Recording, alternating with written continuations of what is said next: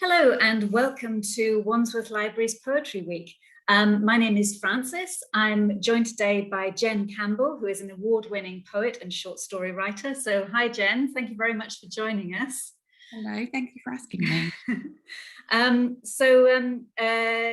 Jen's debut poetry collection, The Girl Aquarium, is published by Blood Axe.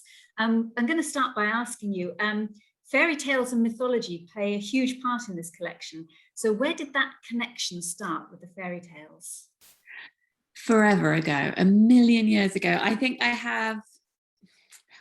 have this connection down, and I think it was Roald Dahl when I was very little and I read Revolting Rhymes, and there's that amazing retelling of Little Red Riding Hood where it says her eyelid gave a flicker and she whipped a pistol from her knickers. And I just remember thinking it was so wonderful. I think it was the first time I'd ever read or had read to me a fairy tale that had been changed that much from the version that I knew. You know, I think up to that point I'd read versions of Red Riding Hood where the wolf died or didn't die, or she died or didn't die. But this was a very drastic change with Red Riding Hood with a gun. And I thought that's amazing that you can change a story like that and then say something entirely new. So I think that was probably where it started for me. And then as I got older, obviously the obligatory Angela Carter phase, reading her work, and Jeanette Winterson too, who seemed to use fairy tales, especially in Orange is Not the Only Fruit, as a way to talk about her life in a detached way. You know, let's do an extended metaphor in a fairy tale to talk about something that's actually quite painful to talk about in a way that everyone can understand and I can protect myself a little bit. So I found that really fascinating. And then in the last 5 years or so, I've really delved into the history of fairy tales and where they've come from and how they've changed over the past few centuries, and before that too. And that's now my pet subject, and I give talks on that at universities and at book festivals. And it's just really fascinating to me, especially the way it intersects with disability and disfigurement. I feel like fairy tales are really all about morality and bodies at their core. Beauty and the Beast was inspired by a real life person called Petrus Gonsalves, who was born in the 1500s in Tenerife, who had hypertrichosis, which is where hair grows all over your body. And over a series of events, he was then married to someone called Lady Catherine, who was a friend, in inverted commas, of royalty. It was a setup really to set her up with a marriage. It was someone she'd never met, and it was seen as a joke, and I'm using all the inverted commas here.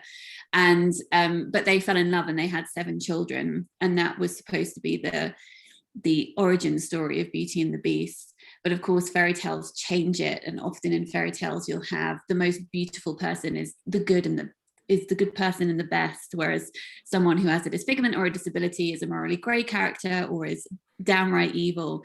And if they can repent and change, then they can morph and become beautiful. Again, all the inverted commas. And as a disabled person, I'm really interested in the way that we portray bodies in society, and fairy tales are a key reflection of society and society's values. So I'm very interested in deconstructing all of that and getting to the root of it. That's which was really a very long answer for you. No, that's really interesting. I didn't know that about Beauty and the Beast. It was actually based on a true story. That's extraordinary. Yeah. I also really like Diana Wynne Jones in her Rough Guide to Fantasyland. You remember that, where she talks about how there's almost kind of shortcuts to the way people are portrayed, and you know, sort of shorthand for things, and you know, the color of people's eyes or something is seen to represent things, various things in fairy stories. She thought was really interesting. Yeah, and I mean that's still rife today. Like if you think, especially in the film industry, when you think about disfigurement and villainy, you think of James Bond villains and all horror films. It's code for the reader or the viewer to think, okay, well, we're telling this person, we're telling the reader or the viewer that this person in the film is bad, but it's very lazy storytelling and has harmful impacts on society. That's brilliant. Okay, so you come from a background of both poetry and fiction, and in fact non-fiction as well. So what differences and similarities have you noticed? Poetry is the thing that I've definitely written the longest. So it's the thing that I go back to the most, I would say, time and time again. Poetry, I think, is a great lesson in sparseness for any writer, and I think that's definitely translated across into my fiction poetically, but also just in training myself to ask each word on a page, do you have a place here? Should you be here? And if you shouldn't, goodbye. So that is good. It's not helpful for word counts, I find, but it is a helpful discipline in general. And I have noticed also, because as you said, I write nonfiction too, I've definitely used nonfiction as jumping off points for poetry, especially talking about disfigurement. So in the Girl Aquarium, a lot of that is about the history of the freak show, which ties in with fairy tale, because people like P.T. Barnum would put disabled people in cages and put them on display as proof of evolution. And he would call them things like the lion man or the tiger woman, as kind of this in-between stage between human and animal, which is obviously awful, but it was his folktale, fairy tale story that he would create. So I've used a lot of real life examples to talk about that in the Girl Aquarium and how exploitative that was. So using nonfiction as a means to write poetry. And that's the same in a lot of my fiction work too. And even with fairy tale, yes, it's fiction, but researching fairy tale, there's so much nonfiction woven into that. It feels like pieces of history. So I feel like the fairy tale form itself does go across genre, in and of itself, which is one of the reasons I find it really interesting. Yeah. We also understand that you run your own podcast series featuring on focusing on writers and their work, and that's called Books with Jen. So what have been some of the most interesting things you've learned about writing from the people you've spoken to? The podcast is something that I run alongside my YouTube channel, which is the main thing that I do. So I've been doing that for 7 years, and I upload videos once or twice a week where I primarily review books. But yes, the podcast is an extension of that, where I talk with authors, poets and translators. I think probably I feel like I learn so much whenever I talk to somebody, obviously, about their writing. It's always quite fascinating. One of the things I love discussing with Deborah Smith, who translated The Vegetarian, she translates all of Hong Kong's work, was her approach to writing as someone who is translating somebody else. In some of Hong Kong's work, she has Korean dialect. So Deborah had to think about how she would translate that into English. So in that respect, she translated dialect into a Yorkshire dialect, which it was really fun. So something that was very different, but really interesting. Something that terrified me was speaking to Sarah Moss, who I adore and love. But she said when she writes a new novel, she'll write the whole book and then she'll delete it and start again. And it made me feel sick. I was like, why would you do that to yourself? But yeah, that's something that she does, not something that I think I'm going to be trying myself. But that was very interesting to learn about. Everyone's approach is I find the translation thing very interesting, because that's so hard, isn't it, when you have, particularly if you have some dialect or something, or just something that's culturally different in one language as opposed to another one. I remember reading about somebody who was having to translate from, I think, Italian into German, and the original contained an awful lot of swear words.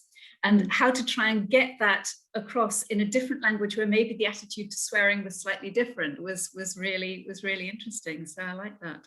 Yeah, and I think, as a writer whose work has also been translated, I find that really fascinating and jarring as well, from my point of view, to have books on my shelf that I have written but can't read.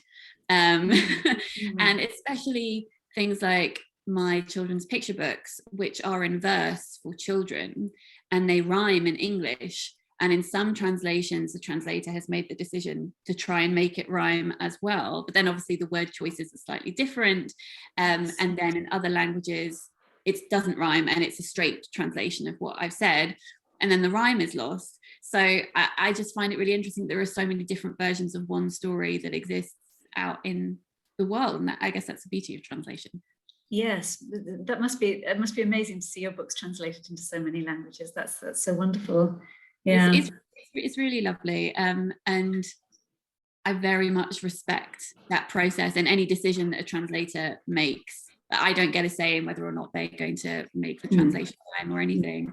I trust, and I think that's the process of translation is trusting.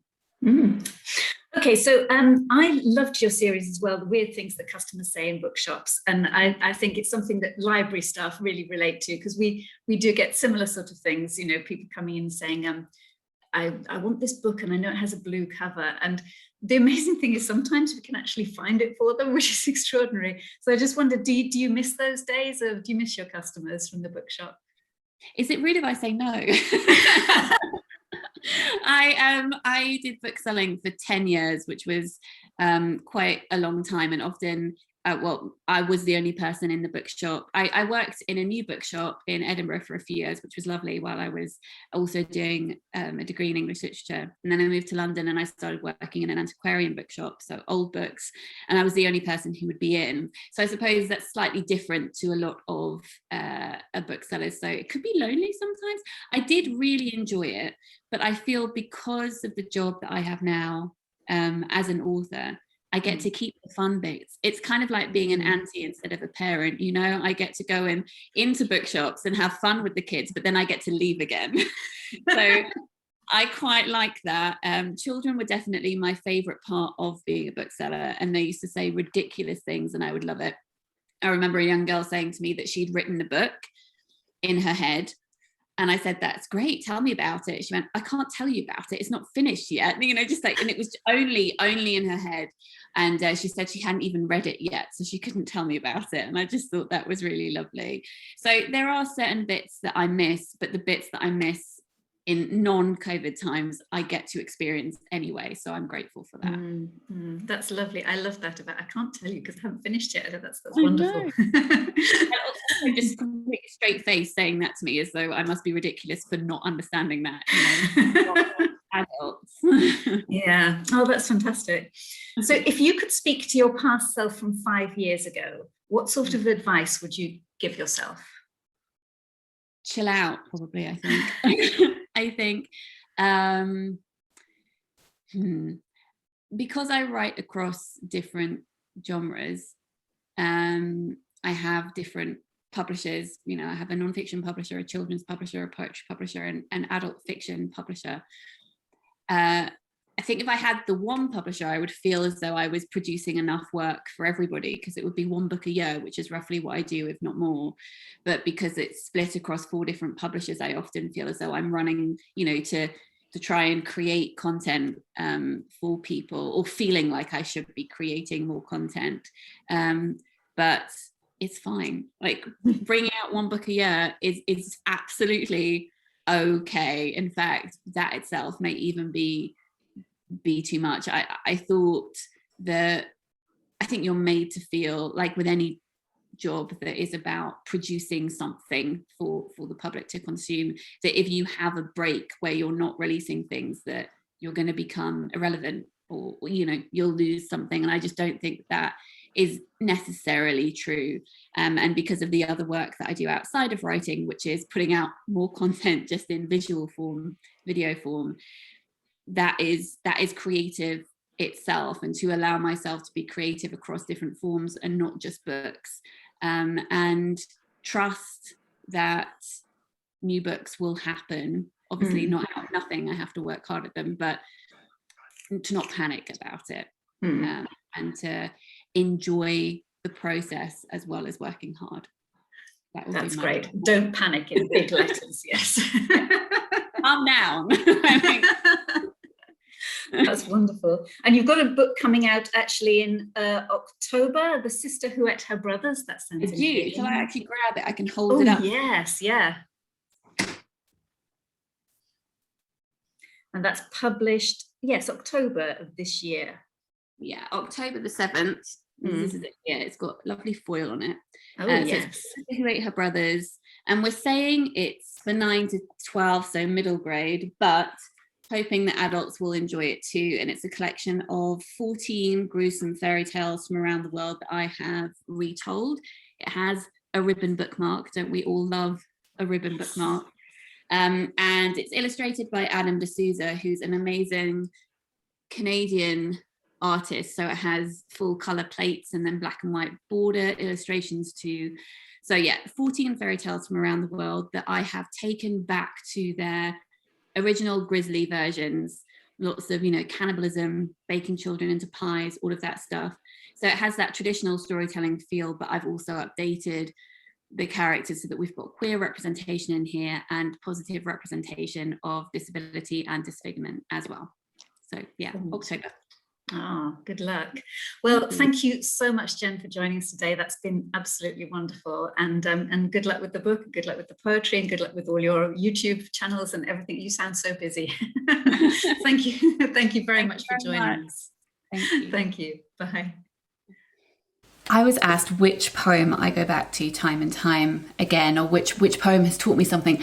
And I did that thing where I immediately forgot everything I've ever read. But I think two poems, if I can be very cheeky and say that I go back to constantly, are The Republic of Motherhood by Liz Berry, which is a wonderful poem about going through into this other realm once you have a child, and how jarring that is. The first few lines are, "I crossed the border into the Republic of Motherhood and found it a queendom, a wild queendom."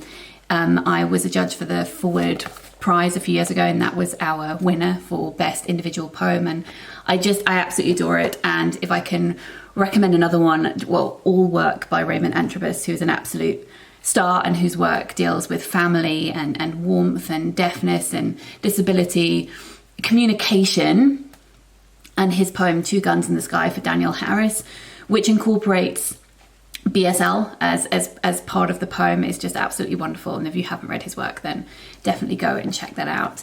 But I'm going to read a few poems to you now from The Girl Aquarium.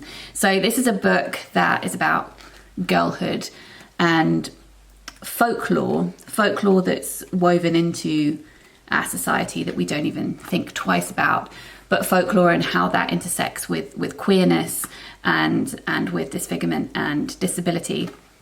Some of the poems in here are in Geordie, because even though you can't hear it in my voice now, I am from Sunderland, which I suppose is technically Mackem, but I did have a Geordie accent when I was younger, and I lived there till I was 18. So grew up with the sea, the screaming sea, and all the myth that is wound up in the sea.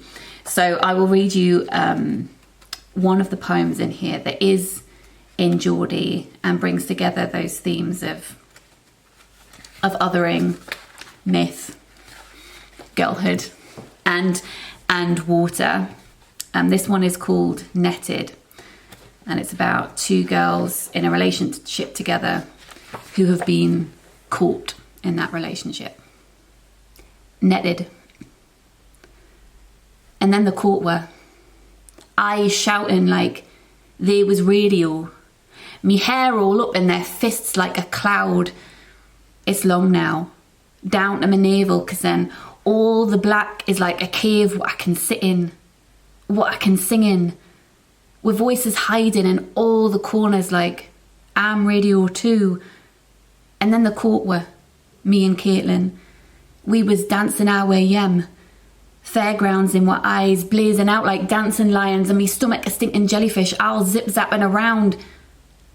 And then the court were, when we was whispering and their fingers got me mouth, the hiccups of the ocean all dripping down with blouse, and the sounds was ganning manic like we was trapped underground. And then the court were, said we was danger, said our queer souls was a well, looking at this like we're fishes what swam but should have drowned, yet I think me soul's a lighthouse, and I cling to Caitlin's arm, our voices singing from all the corners like was mermaids in the dark. The collection is split into 3 different parts, and the first one deals mostly with girlhood and morphing bodies relating to girlhood and adolescence, and one of those poems is called Lumineferous Ether. In the cousin's room, the light bulbs crack. There are limbs reaching out for the Peter Pan collars of speechless girls. They wait in skin that is not their own. In the dark, they forget the names of each other's mothers. They kneel.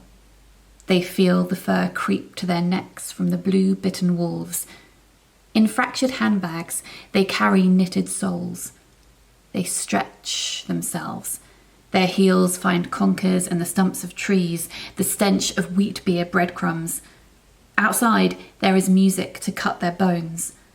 In groups, they search their hair for keys, their poor, scarred heads.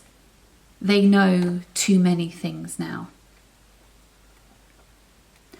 A lot of this collection is about othering and the othering gaze, and linking back to the freak show, melding that with what it's like being a disabled person in the modern day and being othered and stared at and observed. This poem is called The Woman's Private Looking Glass. Take the physician's advice. Forget imagination and do not look straight at the moon. Up there, devil girls cradle silver eggs. They slide from roller coaster innards, trickle tales of the greats, Leda, Lilith, Siren, all owl-chested women. And do not peer into the sea, for there salted tadpoles twist around your organs and turn your baby into stone. It is well known that climbing mountains breeds giants, forest beards and babes tossed into the woods, and it is understood that touching an animal seeps under your skin until every wild child resembles lions and lynx. What do they think of pulling concertina bairns out of red raw wombs, inner rooms reserved for the most complicated monsters? Let the gossips build the cage, dragged to our city's centre stage. Let the world come. Let it pay a grand sum to gawp at all our animal children.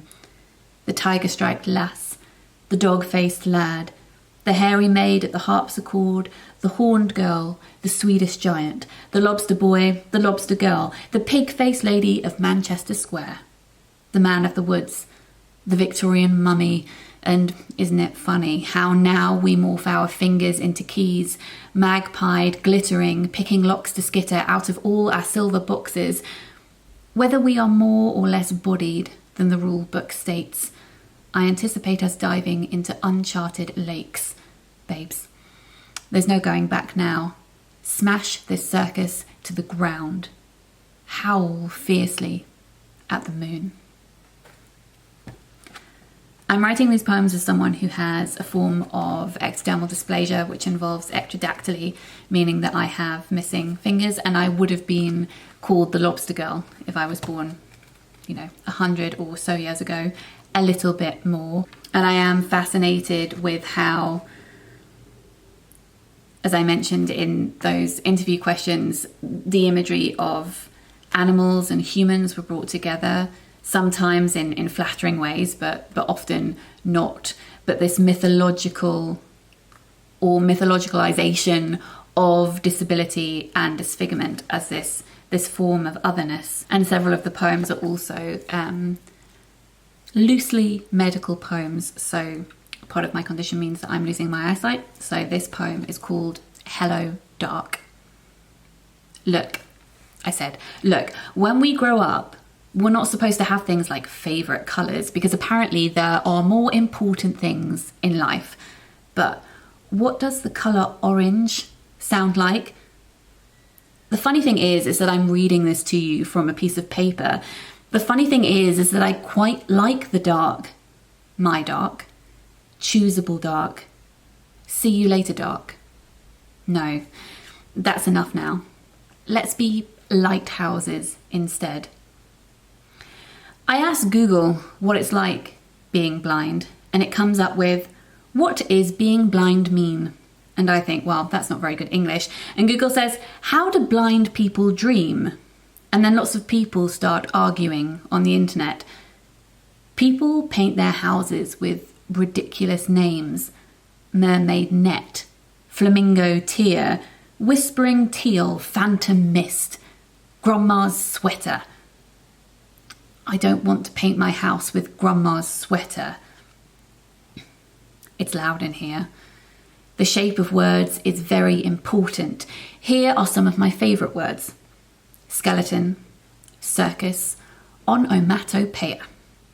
Troglobites are creatures that live in the entirely dark part of caves. One of those is called a phantom cave snail. My doctor blinks. He hands me a leaflet. Once I went to a restaurant where we ate in the dark. All the waiters were blind and we couldn't see what we were eating, so every so often there was a crash of plates toppled to the floor and we carried on regardless. The food was nice. You thought you could hear people groping each other on the other side of the room. Sighted people left feeling smug and ridiculous. What colour is chaos? Scientists still don't know what most of the universe is made of, so perhaps it's okay if I just sit and think here for a while. If I can't see myself, then perhaps that means I can be everywhere and everything. I have a feeling that this is incorrect, but let's go with it. It sounds good. Hello, dark. Please don't let me make a fool of myself. My favourite colour is green. Let me read you one more poem. I would think it's actually one of the earliest poems from this collection, which was in the pamphlet of mine that was published before this by the Rialto, called The Hungry Ghost Festival, and maybe follows on from Netted, where those two girls together in a relationship were caught, or as a precursor to that, I don't know, but it's definitely a happier poem of two girls in love. Kitchen. What would you do if I died? Right now, right here, you asked. Your hand still resting on my thigh, your face focused on the ceiling, on the splash of curry sauce to the left of the light which doesn't work. We could have been in a field. A wooden spoon dug into my back.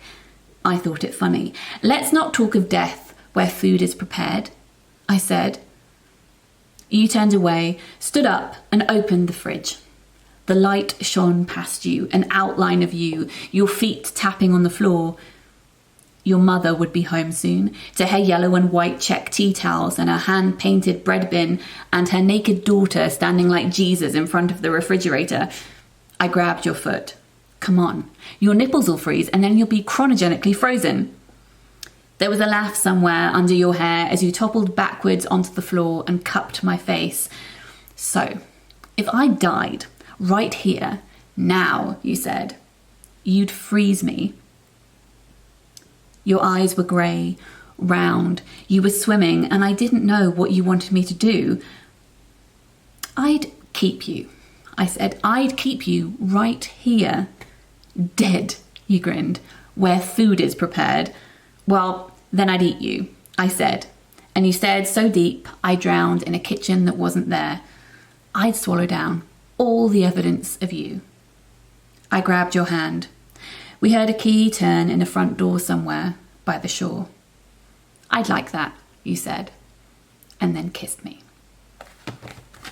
Thank you for listening. If you would like to go and check out the Girl Aquarium, that would be very lovely indeed. I hope that you have a great National Poetry Day, National Poetry Week. Hooray for poetry. Speak soon. Bye.